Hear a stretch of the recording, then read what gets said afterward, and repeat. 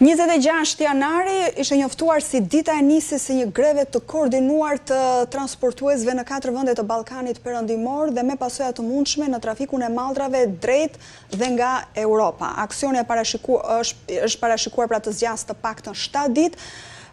Nuk do të prek trafikun e pasagjerëve, por do të shtrihet në Serbi, Bosnjë-Hercegovinë, Maltëzi dhe Maqedoninë e Veriut. Kolegu Artin Halili, pra ky është një informacion për të kuptuar se çfarë po ndodh, është në pikën kufitare të Qaftanës që lidh Shqipërinë me Republikën e Maqedonisë së Veriut. Artin, si është situata aty nga kjo greve paralajmëruar e të gjithë transportuesve në të 4 vendet e Ballkanit Perëndimor?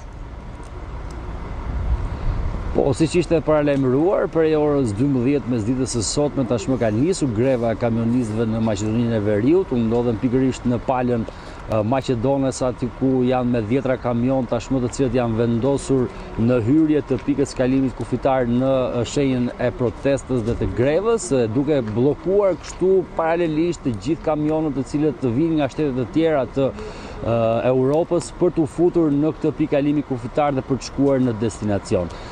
Bëhet fjalë për ditët e qëndrimit të kamionistëve të cilët nuk janë pjesë e zonës Schengen, pra shtetet si Maqedonia e Veriut, Serbia, Bosnjë-Hercegovina apo dhe Malizi, dhe që me kontrollet e rrepta tashmë nga ana e Bashkimit Evropian, ata penalizohen për të vazhduar punën e tyre. Jo vetëm kamionistët, por sigurisht dëmtohen edhe bizneset. Në një deklaratë të bërë një ditë më parë nga shoqata e kamionistëve dhe transportit të mallrave në Maqedoninë e Veriut, sigurisht që kjo pritet të ndikojë në ekonomi dhe në çmimin e mallrave, kanë thënë ata, dhe prandaj ne po bëjmë këtë protestë në mënyrë që të arrihet një marrëveshje dhe një bashkëpunim me Unionin e Bashkimit Evropian në mënyrë që të zgjaten ditën e qëndrimit të kamionistëve nga 90 ditë që janë aktualisht në 180 ditë. Kjo është kërkesa e kamionistëve në mënyrë që të mos penalizohen gjatë kohës që ata punojnë në transport ndërkombëtar.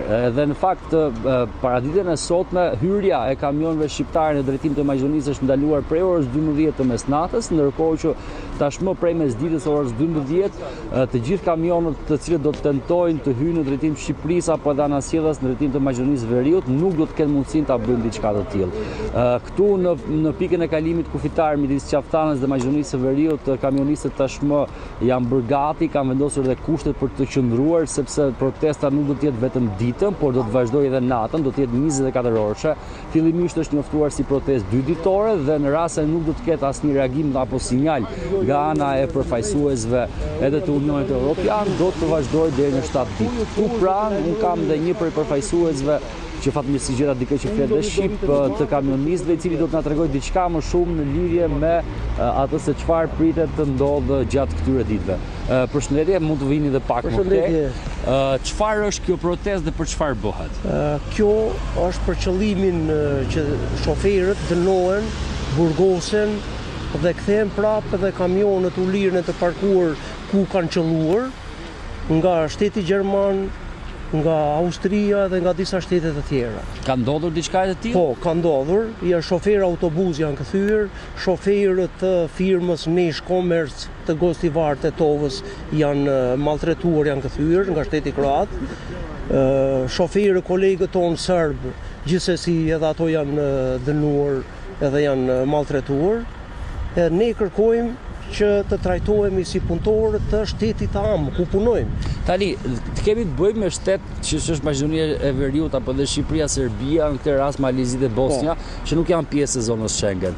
A ju ka ndodhur më përpara që ti keni kaluar ditët e qëndrimit dhe të mos ju pengonin dhe tashmë po ju pengojnë? Shiko, prej 1 prill do të ketë kontrole rigoroze, jemi paralajmëruar.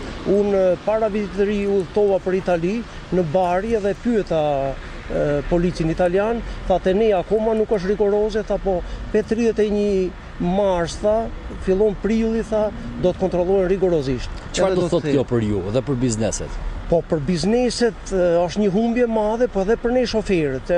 Po të vozitim pas rregullave të Schengenit, ne duhet të bëjmë 2 rrugë në muaj në zonën e Schengenit. I mbushim 15 ditë edhe mandej duhet të rrim 1 muaj ditë në shtëpi.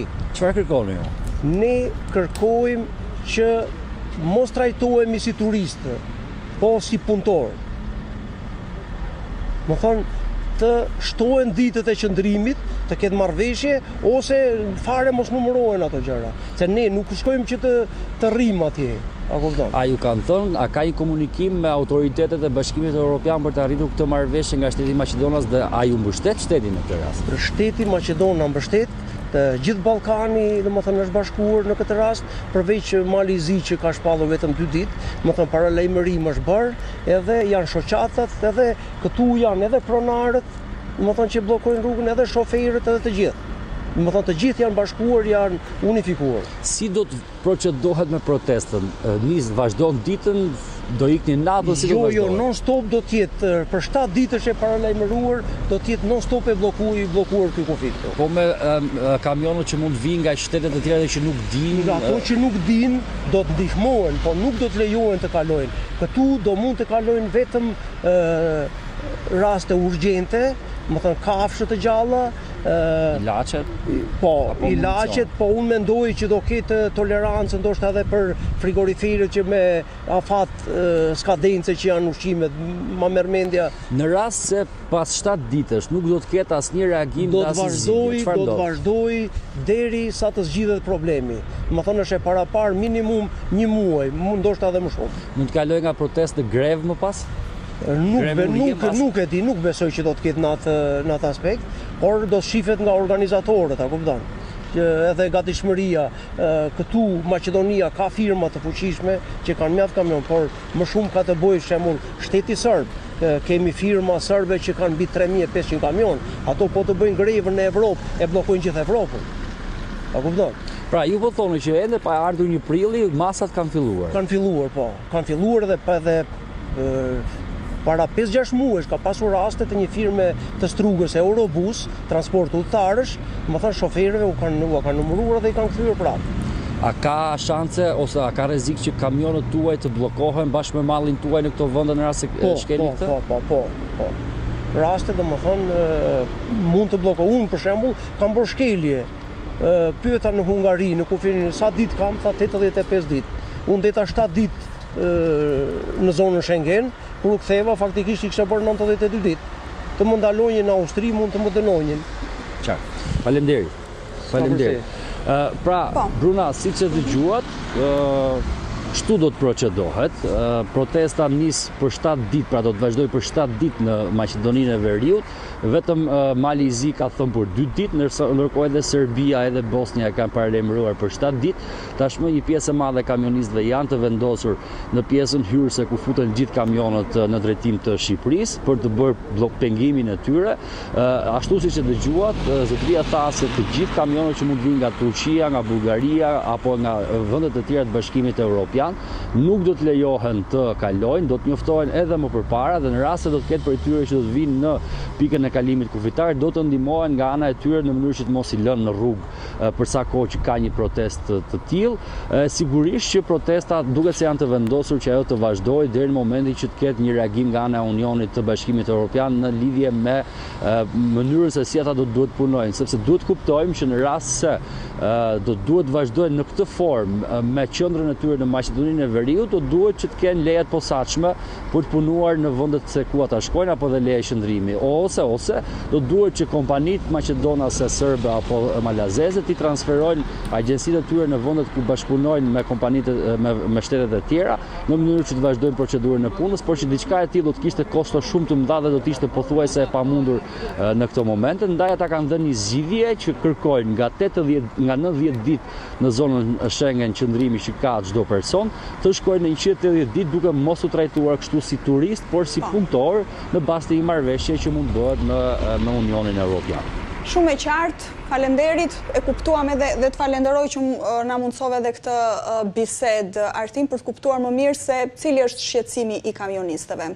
Faleminderit Artin Halili për këtë lidhje të drejtë për drejtë nga Qafthana.